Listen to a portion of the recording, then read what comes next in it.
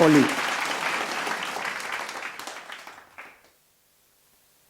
Yo he estado pensando mucho en todo esto de la ciencia divertida. Y es que el otro día estaba en Valencia y me hicieron una entrevista. Llegó el periodista y me preguntó algo similar al título de la charla, ¿no? ¿Cómo hacer una clase divertida? Yo le respondí, pregúntame cómo hacerla aburrida porque tiene mucho más mérito. O sea, realmente, piénsenlo, hay que ser muy cabrón para hacer una clase de ciencia aburrida, porque es que la ciencia en sí es atractiva, la ciencia en sí es divertida, tiene muchísimo gran mérito. Yo me imagino una persona que quiere hacer una clase aburrida, se tiene que levantar por la mañana y pensar, ¿cómo aburro yo a gente haciendo ciencia? Porque es realmente interesante, es realmente impactante y es realmente divertido. Y no lo digo, lo muestro. Efectivamente, pueden ver cosas como El Hormiguero, un programa que durante más de 10 años ha sido líder en su franja horaria, donde muestra la ciencia como un entretenimiento, no como algo donde tienes que aprender una cosa, sino como entretenimiento puro. Y así ha sido durante más de los últimos 10 años. O cosas como Rick y Morty, una serie de dibujos animados para adultos, donde se muestra un personaje científico loco que lleva a su nieto por viajes en universos paralelos y imágenes de otras dimensiones, todo basado en ciencia ficción, que hace que la ciencia resulte atractiva. Cosas como la serie de Cosmos, que ha sido un éxito en todo el mundo. La película Interstellar, que ha arrasado en taquilla durante los últimos años, y también películas como Spider-Man, series de Big Bang Theory, canales de física como el de Vsauce o incluso los nuestros, como el que tiene David, el de Únicos. Son una demostración auténtica de que la ciencia es interesante. Y la ciencia es interesante por sí misma, no hace falta rebuscar, no hace falta hacer cosas raras, porque, y aquí viene una gran confesión, algo que a lo mejor no han pensado, en lo que no han caído nunca, pero la ciencia es interesante y la ciencia es divertida por dos razones. Porque el mundo es ciencia, todo es ciencia, y porque todos nosotros somos científicos. Realmente, en nuestros genes, en cada una de nuestras células, está ahí codificado a fuego, genes de un científico, aunque no se puedan dar ni cuenta. Y lo voy a demostrar con un pequeño ejercicio en el que espero que todos participen, ¿vale? Les voy a pedir que me digan adjetivos que asocian al mundo de la ciencia. Espero una participación abrumadora. Adjetivos que asocian al mundo de la ciencia o al científico. Adelante. Curioso. Rigurosidad. Asombroso. Constancia. Fascinante. Difícil. Siempre tiene que haber alguien puteando. Bien, y acciones, verbos relacionados con la ciencia. Investigar. Experimentar. Explorar. Bueno, yo he oído cosas, aparte de difícil, he oído cosas que son como curiosidad, como explorar, como observar, palabras que están muy dentro de nuestro ser. Adelante, vídeo, por favor. Esto de aquí representa a un niño en una fase temprana de su vida. El niño continuamente, aparte de putear a la madre, está continuamente buscando precisamente esto mismo que acabamos de decir. Está todo el tiempo explorando, está buscando, está investigando, le mueve la curiosidad. Este niño de aquí es un científico, porque exactamente está haciendo lo mismo que hace un científico: observación, hipótesis, experimentación.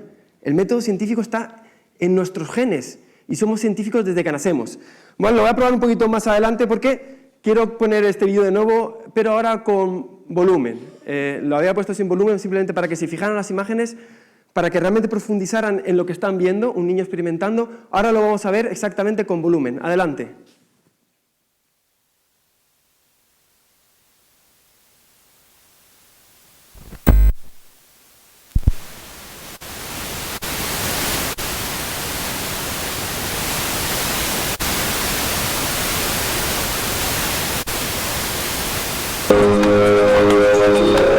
Al principio el bebé aprende estas cosas observando, pero luego llega el momento de experimentar. Así aprende cómo se comportan los objetos en el mundo físico. Se da cuenta enseguida de que en este universo hay leyes. Cuando las cosas caen, se van al suelo. Aprenden sobre pendientes y llanuras. Descubren las leyes del volumen y los líquidos. Como ya sabemos que... Lo ha podido ver, ¿no? Directamente, estamos hablando de prácticamente la definición de ciencia es algo que nos pertenece como seres humanos.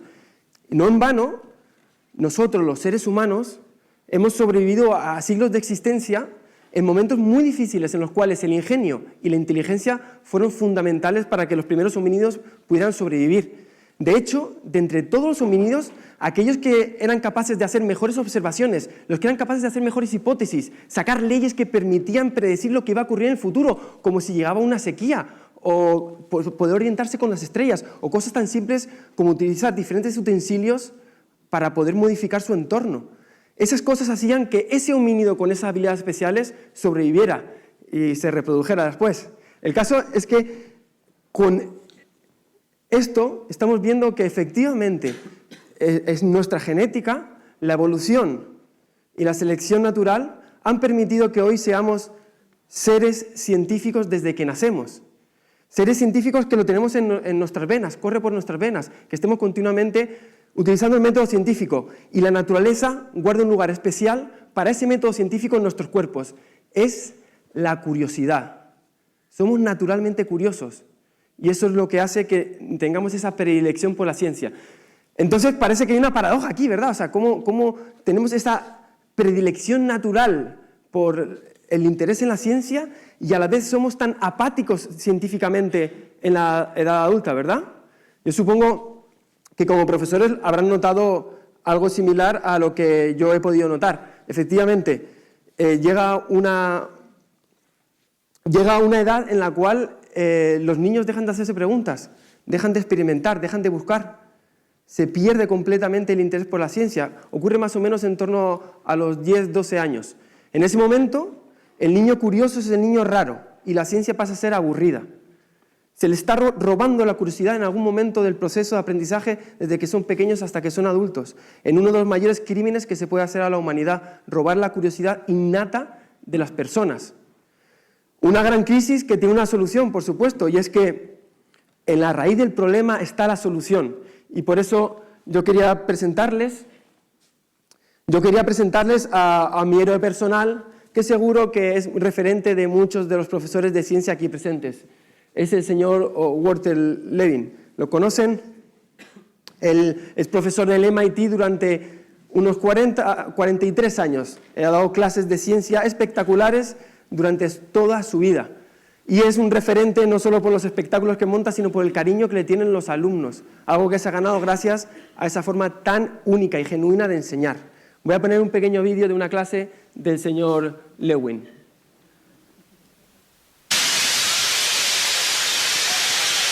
Ahí le ven montando en su bicicleta para mostrar el principio de acción y reacción, cómo funciona efectivamente un cohete. No es más que esto. Aquí simplemente las leyes del movimiento, como el movimiento se produce también según las leyes de Newton. En cualquier caso, fíjense la sonrisa de los alumnos, la cara de curiosidad, la cara de ganas de aprender. As I'm going to push this now.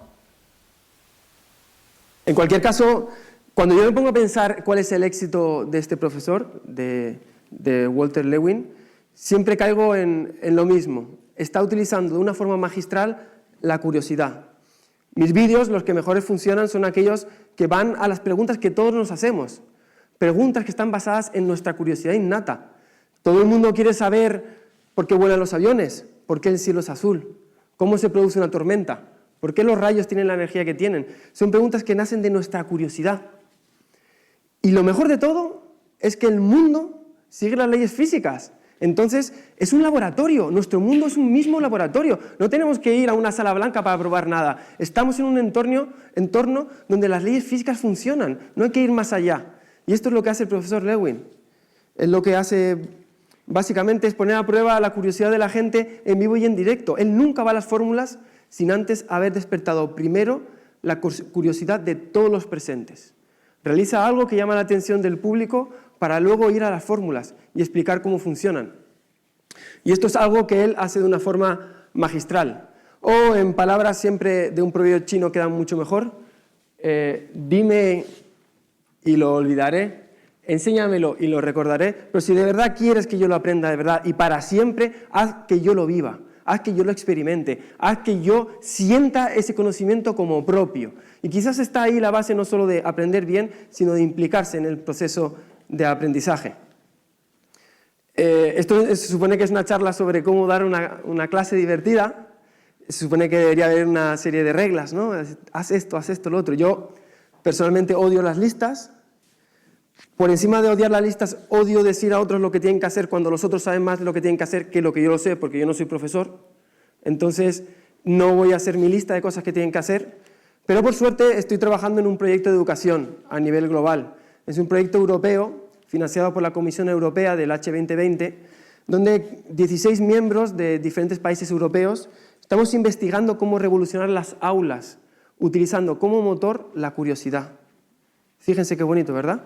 Estamos ideando, creando actividades que generen un tipo de reacción diferente en los alumnos, donde los alumnos tomen un papel principal en el aprendizaje, usando la creatividad y el arte como motor de la clase. Dentro de este consorcio hay gente muy lista y gente que sabe mucho de esto. Y en los últimos 4 o 5 años han estado investigando cómo hacer una clase divertida. Y hoy, por suerte, en vez de hacer una lista, voy a transmitir la que ellos han creado para todos nosotros. Una lista donde se expresan unos mecanismos que pueden hacer que una clase de ciencia pueda funcionar. Es simplemente un conjunto de técnicas que pueden hacer que una clase sea divertida. Empezando por el diálogo. El diálogo es una parte fundamental del proceso científico. Cualquier persona que haya tocado la ciencia sabe que a través del diálogo es cómo se realizan el intercambio de ideas entre las personas. Diálogo no solo entre los alumnos, que es fundamental para que entre ellos se refuercen las ideas que están produciendo, sino también profesor-alumno, donde el profesor es capaz de palpar la situación del alumno, la motivación, qué es lo que le mueve, qué es lo que le interesa, cuál es su curiosidad. El diálogo es fundamental, la interdisciplinaridad también. Es ese mecanismo por el cual todas las ramas de la ciencia son igualmente importantes y están interrelacionadas. Todas son igualmente importantes, aunque la física es mejor, pero todas son igualmente importantes. En este proceso se pueden ver las diferentes áreas como partes de un mismo ente, un mismo ser, que es el conocimiento. Así, sería fundamental que las clases de historia, de matemáticas, de biología, de química, incluso las de tecnología, estuvieran conectadas por un conocimiento básico, que hubiera relación entre ellas, que no se vieran como departamentos estancos, como fronteras ficticias, realmente están conectadas. Y es una de las cosas más bonitas de la ciencia, cómo entender que una planta sea verde te lleva a procesos biológicos, químicos, físicos, incluso las matemáticas son fundamentales. El equilibrio fundamental en el cual conviertes a tu alumno en un agente de aprendizaje. Es él el que guía el aprendizaje, pero a la vez le estás dando libertad y a la vez le estás marcando unos límites. Es en ese equilibrio donde se establece el balance perfecto para que el alumno sea consciente del poder que tiene sobre su propio aprendizaje, pero a la vez se encuentra también apoyado por el profesor. Es ese equilibrio fundamental el que hace que el alumno sienta que su motivación y su curiosidad están guiando el proceso de aprendizaje. Qué bonito, ¿verdad? El empoderamiento consiste en permitir que el alumno tome las riendas del aprendizaje y que se equivoque. Es un factor fundamental en ciencia, el saber que el proceso de aprendizaje en ciencia sufre también la posibilidad de que una persona se pueda equivocar y es a base de esas equivocaciones en las cuales se hace el camino. Inversión, riesgo, juego, son fundamentales para que la persona aprenda en profundidad el tema que se está dando. Posibilidades, la creatividad se expande cuando el espacio se expande.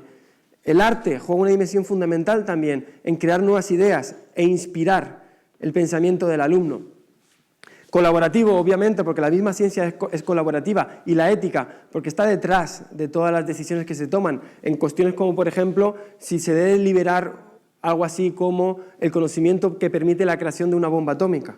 Estos son elementos que hacen que una clase pueda ser abierta y equilibrada. Una clase donde el alumno tiene cierto poder, donde puede tomar decisiones y donde él se siente a sí mismo responsable de su propio aprendizaje. Un alumno motivado y un alumno implicado en el proceso de aprendizaje.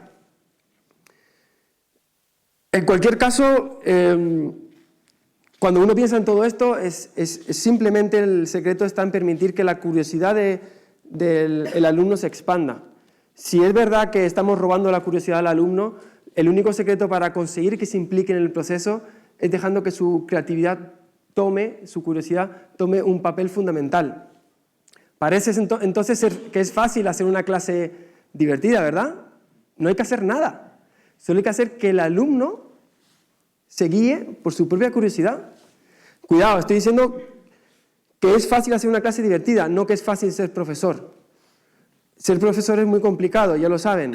Es la pata más débil de una mesa, que si se cae es culpa de esa pata, brilla menos si la mesa brilla. Sabemos todo lo que ocurre, problemas de planes de estudios, clases abarrotadas, situación social y económica poco reconocida. Sin embargo, existe un gran reto. Es el gran reto de educar y preparar a la generación futura, a nuestros hijos, a las personas que van a tomar el relevo. Hacerlas que vuelvan a vivir la curiosidad que tienen en sus genes, en cada célula de su cuerpo, ese ser curioso que está ahí detrás, escondido, tras una persona apagada y apática hacia la ciencia. Una situación completamente artificial que hemos creado simplemente de forma artificial. Entonces yo les propongo un pequeño reto, es el reto de enfrentarse a esta situación e intentar crear una ciencia viva, una clase de ciencia donde el alumno tenga el poder de dejarse llevar por la creatividad. Es un grandísimo reto donde sí les puedo mandar un pequeño consejo, el único que les puedo dar, que es arriesgarse. Realmente el riesgo es un factor que hace que podamos explorar nuevos territorios. Muchas veces tras el riesgo se esconden ciertos miedos y son los que muchas veces ponen barreras para estos procesos creativos en el aula. Y finalmente, junto con este riesgo, les mando también la mayor herramienta que se puede utilizar en el aula, que además la voy a explicar con una pequeña historia. Eran dos científicos. Él era de Nueva York y ella era de Londres. Juntos consiguieron descubrir una de las cosas más fascinantes que nunca había descubierto la humanidad en ciencia. Y les resultaba tan fascinante que quisieron compartirla y comunicarla al resto del mundo. Y lo hicieron en un gran viaje a través de la Tierra, descubriendo que la mejor forma de compartir es siempre con una buena sonrisa. Muchas gracias.